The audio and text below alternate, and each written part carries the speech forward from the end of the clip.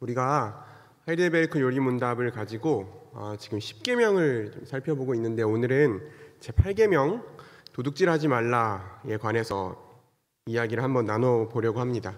꽤 오래전에 화제가 됐던 사진이 하나 있는데요. 한번 보여드리겠습니다. 이 사진 아시나요? 이 수건인데 훔친 수건이라는 글씨가 새겨져 있죠.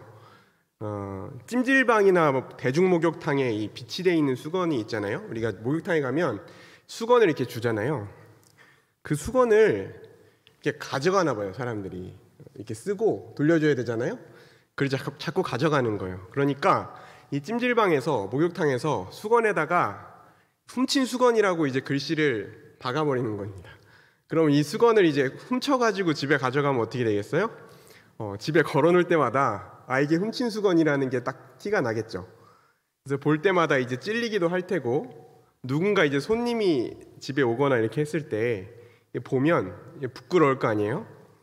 그래서 이렇게 새겨서, 이게 되게 많은 그 찜질방 목욕탕에서 되게 많이 이렇게 했더라고요. 우리가 오늘 살펴볼 계명이 10계명 중에 8계명인데, 도둑질하지 말라는 계명인데, 6계명에 살인하지 말라는 계명은 생명에 대해서 다루고, 7계명 간음하지 말라는 계명은 성적인 문제에 대해서 다루고, 이 8계명은 돈 문제를 다룹니다. 이 돈 문제가 우리의 생명과 직결되어 있는 문제이기 때문에 되게 중요하게 다룰 수밖에 없겠죠. 우리가 이렇게 10계명을 읽으면서 8계명을 이렇게 볼 때, 우리 10계명 읽을 때 그냥 훅 지나가잖아요. 읽으면서 쭉 읽으면서 지나가잖아요. 살인하지 말라, 간음하지 말라, 도둑질하지 말라 이렇게 지나가면서 쉽게 이렇게 보죠. 그리고 이렇게 생각하실 거예요. 내가 하나님 앞에 뭐 그렇게 거룩하게 살지는 못하더라도 내가 그래도 도둑질은 안 하지, 약간 이런 생각을 하면서 나는 도둑질은 안 하지, 이런 생각을 하실 수도 있겠지만, 조금만 깊게 생각해보면 우리가 가장 유혹을 많이 받고 가장 걸려 넘어지기 쉬운 계명이 이 8계명일지도 모릅니다. 그럼 먼저 이 하이델베르크 요리문답에서 하나님이 이 8계명을 통해서 금지하신 것이 무엇인지 우리 한번 보겠습니다. 질문을 볼까요? 질문을 보여주세요. 네, 8계명에서, 제 8계명에서 하나님이 금하신 것은 무엇입니까? 그랬습니다. 답을 보겠습니다. 제가 한번 천천히 읽어볼게요. 하나님께서는 국가가 법으로 처벌하는 도둑질과 강도질만을 금하신 것이 아니고, 이웃의 소유를 자기의 것으로 삼으려고 시도하는 모든 속임수와 관계를 도둑질이라고 말씀하십니다. 이런 것들은 폭력으로 혹은 합법성을 가장하고서 일어날 수 있는데, 곧 거짓 저울이나 자나돼, 부정품, 위조화폐, 고리대금과 같은 일, 기타 하나님께서 금하신 일들입니다. 하나님께서는 또한 모든 탐욕을 금하시고 그의 선물들이 조금이라도 잘못 사용되거나 낭비되는 것을 금하십니다. 그랬습니다. 여러분, 우리가 10계명을 대할 때에, 10계명을 이렇게 이해할 때 기준으로 삼아야 되는 게 뭐냐면요, 이 10계명 10가지 계명을 2가지로 압축한 게 뭐죠? 우리가 알고 있잖아요. 하나님을 사랑하고 이웃을 사랑하는 것입니다. 이 10가지 계명이 담고 있는 궁극적인 의미가 하나님을 사랑하고 이웃을 사랑하는 것이라는 것을 기준 삼아서 이 10계명을 봐야 돼요.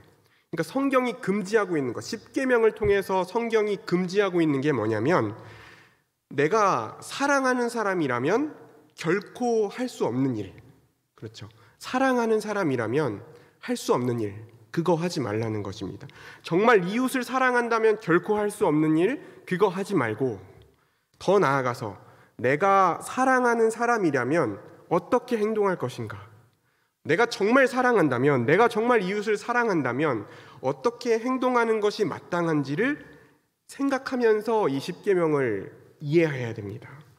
그러면 한번 생각해 볼게요. 먼저 도둑질하지 말라라는 계명이 직접적으로 가리키고 있는 게 있죠. 1차적으로 국가가 법으로 금지하고 있는 도둑질과 강도질을 해서는 안 되는 거죠. 여러분, 우리가 살인하지 말라 이 계명을 볼 때 이렇게 함께 예배하는 성도들 중에 실제로 사람을 죽이거나 이런 분이 별로 없잖아요, 그렇죠? 사람 죽이신 분 잘 없잖아요.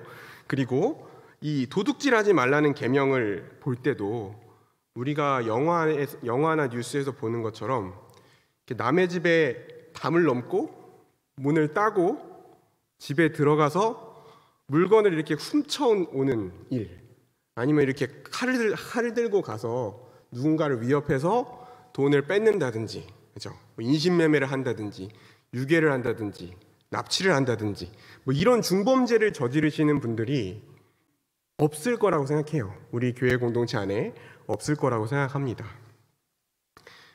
만약 하고 계시다면, 이런 걸 만약 지금 하고 계시다면 하시면 안 됩니다. 하시면 안 돼요.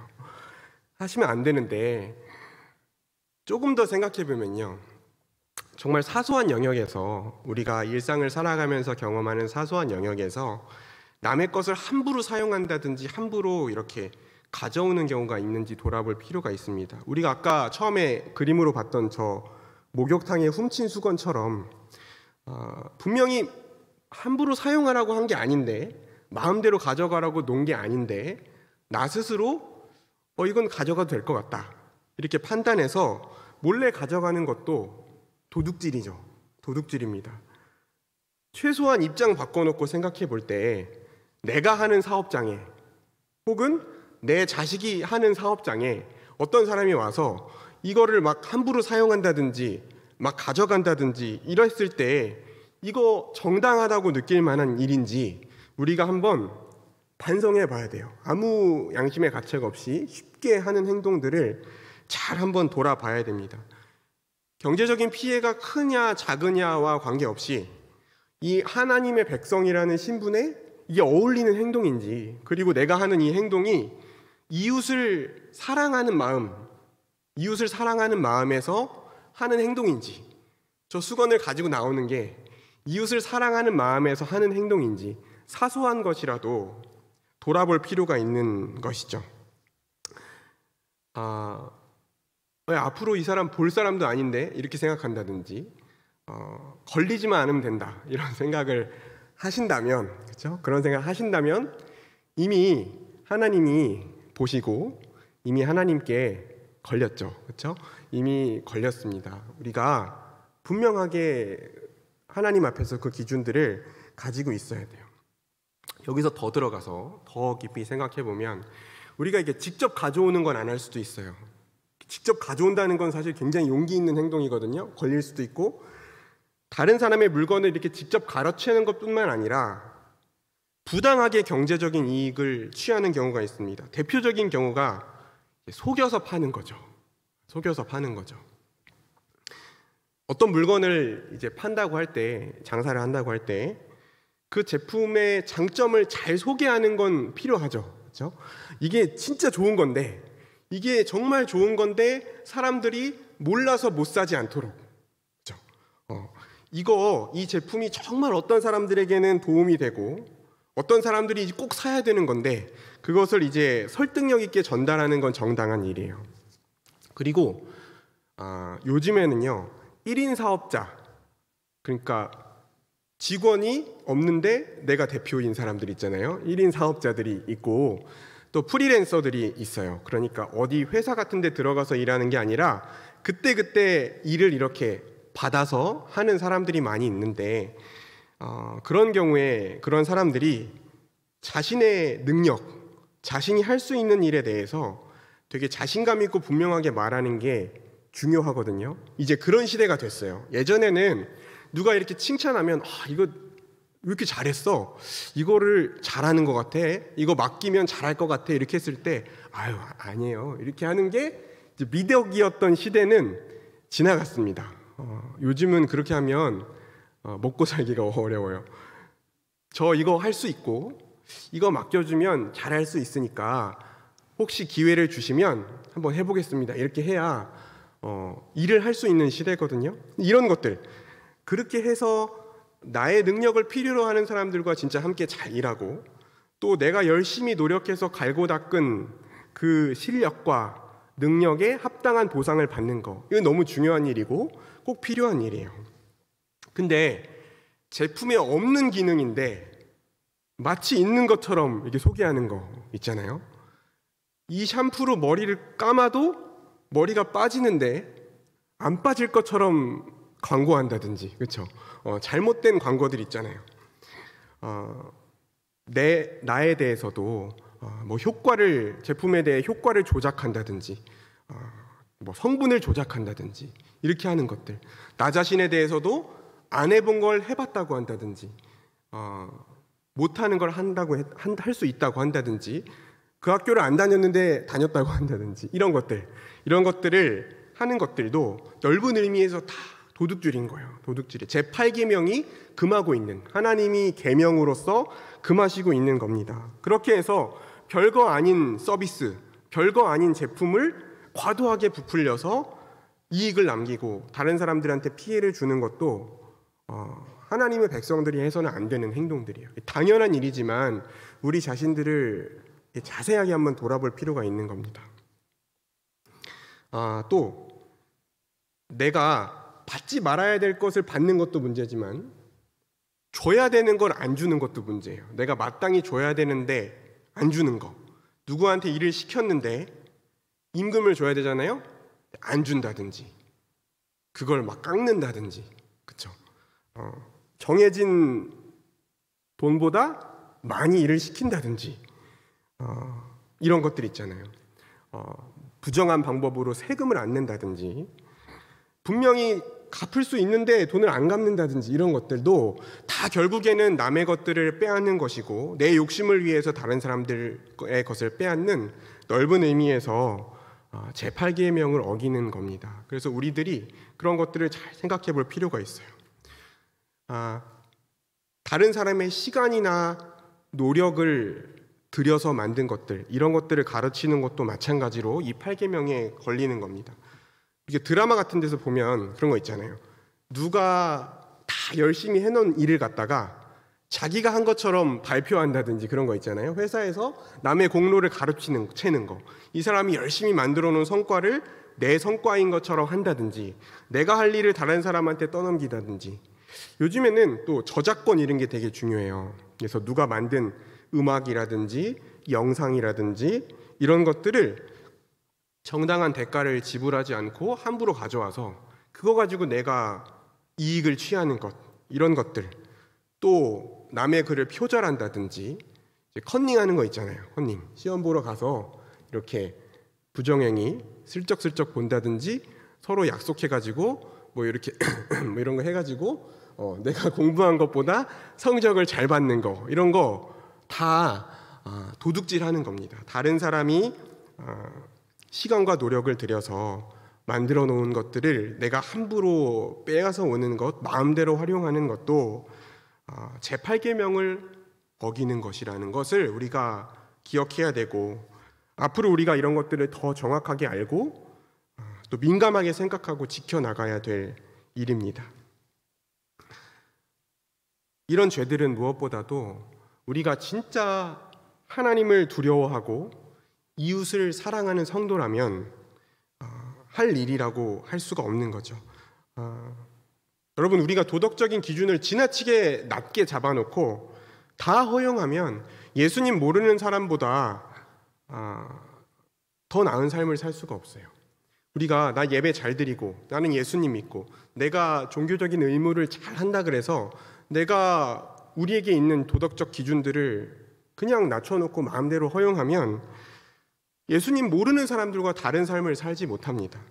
오히려 그냥 일반적으로 도덕적 기준 따라서 나는 남한테 피해 안 주고 산다 라고 자기 신념 갖고 살아가는 사람들보다 교회 다니는 사람들이 더 이기적이고 더 뻔뻔하게 행동하는 경우도 있어요. 자기가 하는 종교적 행위를 가지고 자신의 그 도덕적인 잘못들을 정당화하는 거예요. 그렇게 해서는 우리가 하나님의 백성으로서 살아가는 것이 아닐 뿐만 아니라 이 하나님의 계명을 직접적으로 어기면서 사는 것임을 우리가 기억해야 됩니다.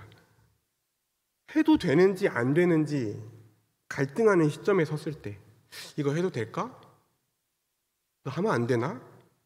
갈등하는 시점에 섰을 때 입장 바꿔 생각해놓고 해볼 때 정말 내가 사랑하는 사람한테 할 수 있는 행동인가? 이게 내가 사랑하는 가족이라면, 정말 내가 사랑하는 사람이라면 내가 이거 할 수 있는 행동인가? 이거 모든 사람이 알아도 될 만한 행동인가? 내가 지금 한 이 행동 모든 사람이 다 알아도 되는가? 내가 이거 우리 교회 다락방 모임에서도 진짜 얘기할 수 있는 건가? 어린이 청소년들이 쉽게 하는 말로 엄마 아빠가 알아도 될 만한 일인가? 떳떳한가? 당당한가?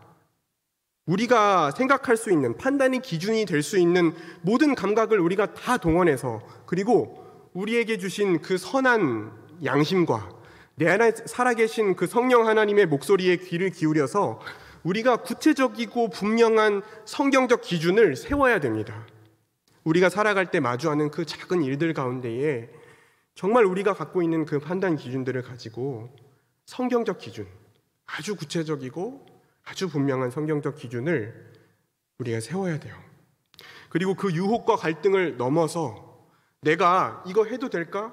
하면 안 될까? 고민하고 살펴서 하나님의 말씀대로 사는 것이 무엇인가를 분명한 기준을 삼고 그 유혹과 갈등을 넘어서 하나님이 기뻐하실 만한 결정을 내렸을 때, 이거 그전까지는 내가 이렇게 했지만, 이거 그동안은 괜찮다고 생각했지만 하나님이 기뻐하시지 않는다는 걸 알고 하나님의 계명을 어기는 것이라는 걸 알고 내가 그것을 버리고 하나님이 기뻐하시는 결정을 했을 때 누릴 수 있는 하나님이 주시는 기쁨과 자유와 또 하나님과의 친밀함, 이런 것들을 우리가 경험하게 되잖아요. 그 경험들을 소중하게 여겨야 됩니다. 우리가 그 유혹과 갈등을 넘어서 하나님의 뜻에 순종했을 때 하나님이 주시는 그 자유함과 기쁨과 친밀함. 여러분, 죄를 짓고 후회하는 경우는 있어도 죄를 이기고 후회한 경험은 없으시잖아요. 우리가 뭔가 이렇게 해놓고 하나님의 말씀대로 순종해놓고 며칠 지나서 내가 그때 그냥 눈 한 번 딱 감고 죄 지을 걸, 그때 하나님 뜻대로 하지 말 걸, 이렇게 생각하는 경우는 없습니다. 그렇죠? 대부분이 다 그때 내가 그렇게 하지 말았어야 됐는데, 내가 그때 그 죄를 짓지 말았어야 됐는데 생각하지, 내가 그때 죄 지을 걸, 이렇게 생각하는 경우는 없어요. 왜 그래요? 하나님의 뜻대로 순종했을 때 하나님이 주신 은혜가 있기 때문에 그래요. 하나님의 뜻대로 순종했을 때 주시는 자유와 기쁨과 하나님의 은혜가 있기 때문에 그렇습니다.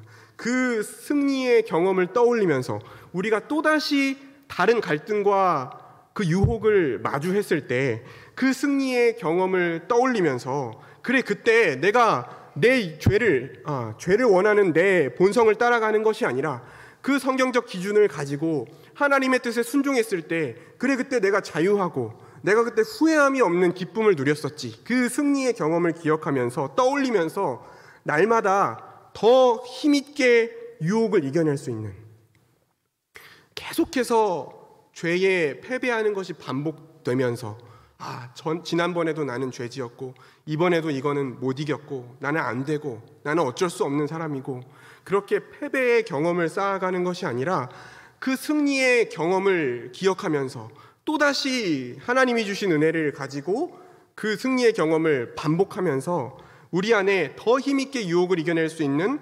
경건하고 건강한 힘이 우리 안에 자라가기를 바랍니다. 우리 안에 날마다 우리가 신앙생활하는 가운데 그 건강하고 경건한 힘이 자라가시기를 축원합니다. 지금까지 하나님이 금지하시는 것이 무엇인지 살펴봤잖아요. 이제 나아가서 하나님이 그럼 원하시는 게 무엇인지를 한번 보겠습니다. 111문을 보겠습니다. 이 계명에서 하나님께서 원하시는 것은 무엇입니까? 그랬습니다. 자, 우리 답을 한번 같이 읽어볼게요. 내가 할 수 있고, 시작. 내가 할 수 있고 해도 좋을 경우에는 나의 이웃의 유익을 증진시키며 내가 남에게 대접을 받고 싶은 대로 이웃에게 행하고, 더 나아가 어려운 가운데 있는 가난한 사람을 도울 수 있도록 성실하게 일해야 합니다. 이렇게 되어 있습니다. 하나님이 이 계명을 통해서 원하시는 것, 어렵게 생각할 게 없이요. 하나님이 금지하신 것과 반대로 행동하면 됩니다. 그렇겠죠. 하나님이 8계명을 통해서 금지하신 것과 반대로 행동하면 돼요. 제 8계명에서 하나님이 우리에게 원하시는 건요, 한마디로 말하면 하나님께서 나에게 주신 상황에 충실하게 살아가면서 할 수 있는 한 이웃을 섬기며 살아가는 겁니다. 다시 얘기하겠습니다. 하나님께서 나에게 주신 상황에 충실하게 살아가면서 할 수 있는 한 이웃을 섬기며 살아가는 것, 이게 도둑질하지 말라는 계명에서 하나님이 우리에게 원하시는 삶의 모습이라는 거예요. 할 수 있는 한 나의 시간과 나의 물질과 노력과 수고를 이웃에게 나누면서 살아가는 것입니다. 여러분, 기본적으로 하나님이 우리에게 선물로 주신 이 삶에 대해서 우리가 성실한 태도를 가져야 돼요. 도둑질이 뭐예요?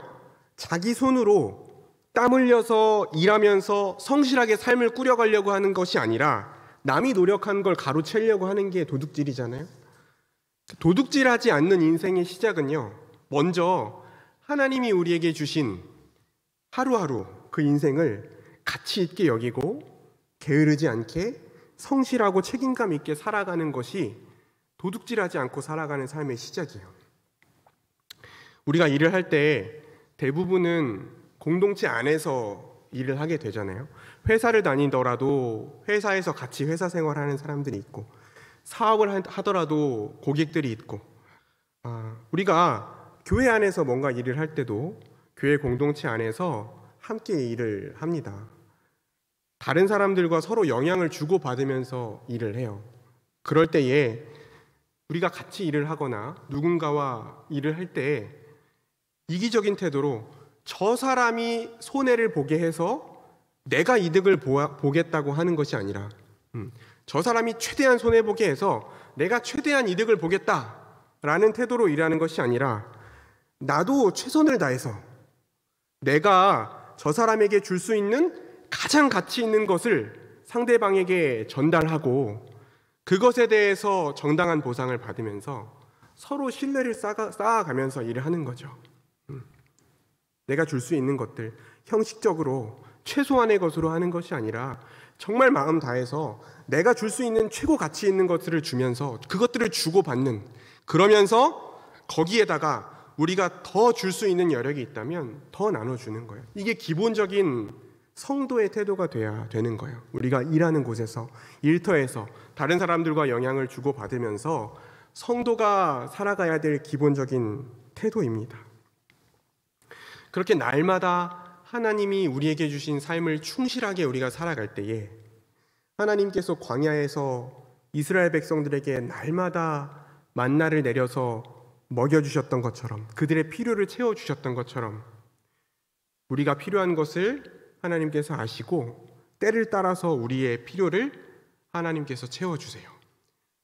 그 하나님이 주신 것을 감사하고 자족하는 마음으로 잘 누리고, 하나님이 주신 삶을 충실하게 살아가면서 하나님이 나에게 주신 것, 그걸 감사하고 자족하는 마음으로 잘 누리고, 그러나 그것으로 염려하거나 집착하지는 않고 힘 닿는 데까지 이웃을 섬기면서 함께 살아가는 것, 이게 8계명에서 하나님이 우리에게 원하시는 성도의 삶인 거예요.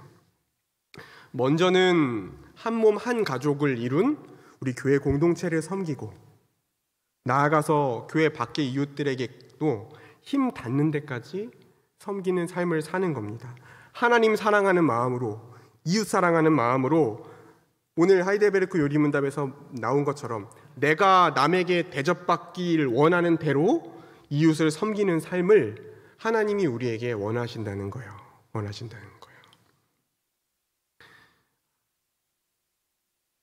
그런데 이렇게 살아가기가 쉽지가 않습니다. 그렇죠? 너무 좋은 얘기들인데 이렇게 살아가기가 쉽지가 않아요.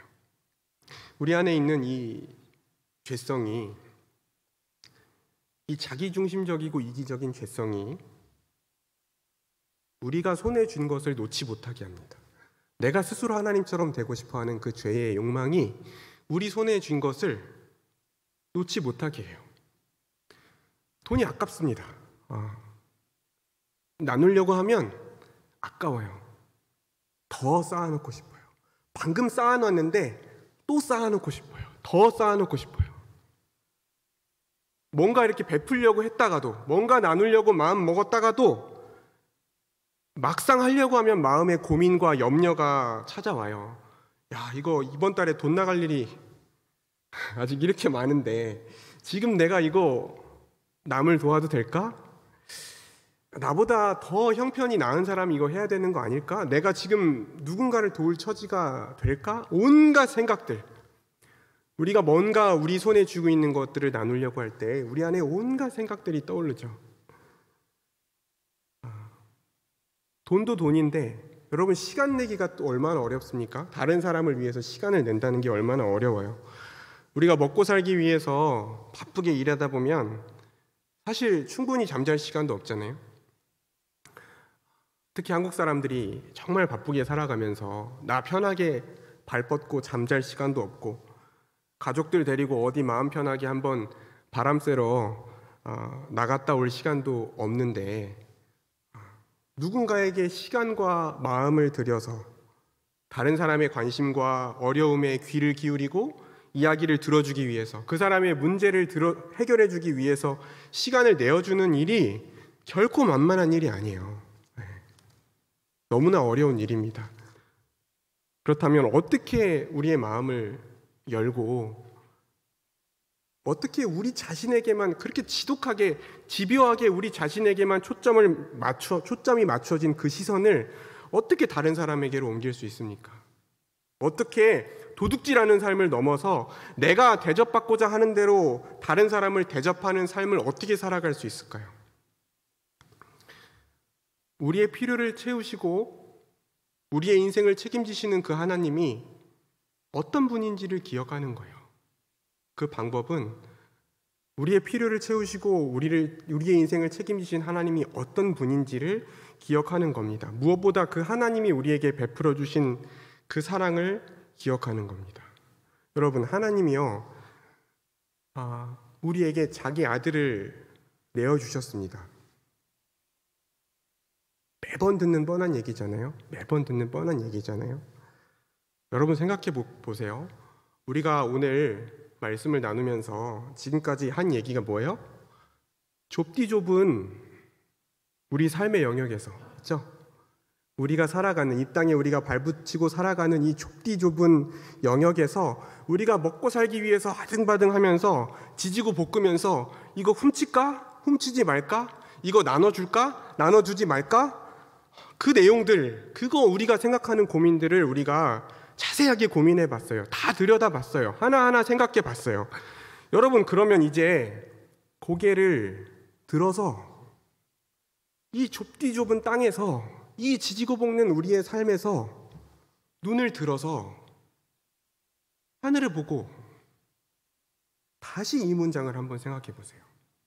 하나님이 우리에게 자기 아들을 내어주셨습니다. 하나님이 우리에게 자기 아들을 내어주셨어요. 결국 그럴 만한 가치가 있어서 주신 것이 아닙니다. 우리들은 예수님 믿고 하나님 아버지 날마다 이렇게 부르니까 처음부터 하나님이 우리에게 호의적인 분이었던 것처럼 느껴지잖아요. 아니에요. 하나님의 원수입니다. 하나님의 원수였습니다. 하나님의 손으로 창조한 인간이 먼저 하나님을 거부하고 먼저 하나님과의 약속을 깨뜨리고 먼저 하나님과의 관계를 끊어버렸어요. 그런 우리를 위해서 하나님은 자기 아들을 아끼지 않으셨습니다. 예수님은 우리가 받아야 될 형벌과 저주를 십자가에서 대신 받으셨어요. 그 하나님이 우리를 위해서 희생하신 것을 우리가 생각하고 믿을 때에, 그 예수님이 우리를 위해서 기꺼이 자기의 생명을 내어주신 것을 우리가 생각할 때에, 그 사랑이 단지 머리로 아는 것이 아니라, 내가 맨날 들었던 그 지식으로 아는 것이 아니라, 그 사랑과 희생이 정말 나의 가슴으로 정말 받아들여질 때, 정말 그 하나님의 사랑과 은혜와 희생이, 그 십자가가 내 마음으로 정말 전심으로 받아들여질 때, 그때 우리가 뭔가를 움켜쥐고 있던 그 손이 그때 펴질 수 있는 거예요. 그때 펴질 수 있는 겁니다. 지금 내가 움켜쥐고 있는 그게 원래 내 것이 아니라 하나님이 나에게 맡겨주신 것인데다가, 하나님은 자기 아들의 생명을 내어주시면서 우리가 어떻게 서로를 사랑해야 되는지 본으로 보이시고, 지금 나의 것을 나눌 때, 내가 지금 손에 쥐고 있는 이거, 나에게 있는 것을 내가 나눌 때 내가 이것이 없어서 망하는 것이 아니라 그 하나님이 끝까지 나의 필요를 채우실 것을 믿을 때, 그때 그 믿음이 있을 때, 정말 그 사실을 우리가 받아들일 때에 비로소 자기 사랑으로 가득 차 있는 우리가 남의 것을 뺏어서라도 훔쳐서라도 더 움켜쥐고 싶었던 우리가 그것을 조금 꺼내서 나눌 수 있는 용기를 낼 수 있는 거예요. 그 사랑을 정말 믿을 때, 정말 받아들일 때 용기가 필요하잖아요. 우리가 우리의 것을 나눌 때에 용기가 필요하잖아요. 그때 우리가 조금 우리의 것을 내어줄 수 있는 용기를 낼 수 있습니다. 우리의 삶이 날마다 그렇게 조금씩 더 하나님의 사랑을 마음으로 알아가고 믿음으로 우리가 용기를 내서 하나님이 8계명에서 우리에게 말씀하신 것처럼 남의 것을 빼앗아서 내 욕심을 채우는 것이 아니라 남이 내가 대접받고자 하는 대로 남에게 내 것을 내어줄 수 있는 그 용기를 믿음으로 내어줄 수 있기를 바랍니다. 그래서 우리를 날마다 조금씩 더 비워서 이웃을 사랑할 수 있게 되기를 간절히 축원합니다. 또한 우리 대전 남부교회 공동체가요, 혼자 일방적으로 흘려보내는 게 아니라 나만 나누면 힘들잖아요. 지치잖아요. 나만 나누면 어렵잖아요. 계속하기 힘들잖아요. 짝사랑이 지치는 거잖아요. 우리 교회 공동체 안에서 정말 서로에게 흘려보내는 역사가 일어나길 원합니다. 그래서 나는 하나 나눴는데, 나는 정말 용기를 내서 하나 나눴는데 10개, 20개를 다시 돌려받는 그 놀라운 하나님 나라의 역사가 일어나고, 그것을 우리가 우리 교회 안에서 경험할 수 있는 대전 남북교회가 되기를 간절히 축원합니다. 기도하겠습니다. 하나님 아버지, 하나님께서 우리에게 도둑질하지 말라는 계명을 주셔서 이기적이고 자기중심적인 욕망으로 우리가 하나님의 계명을 버리고 다른 사람의 것을 빼앗아서 나의 욕망을 충족시키고자 하는 악한 자들이 아니라 우리의 것을 이웃에게 나누며 힘 닿는 대로 섬길 수 있는 삶을 살도록 명령하시고 또 우리에게 말씀하여 주시니 감사합니다.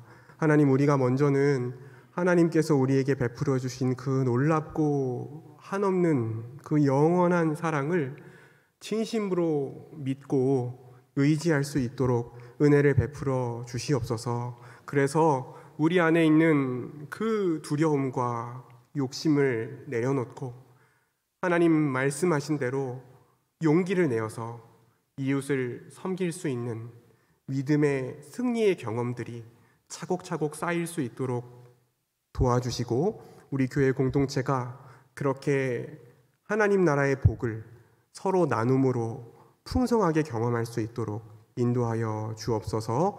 예수님 이름으로 기도합니다. 아멘.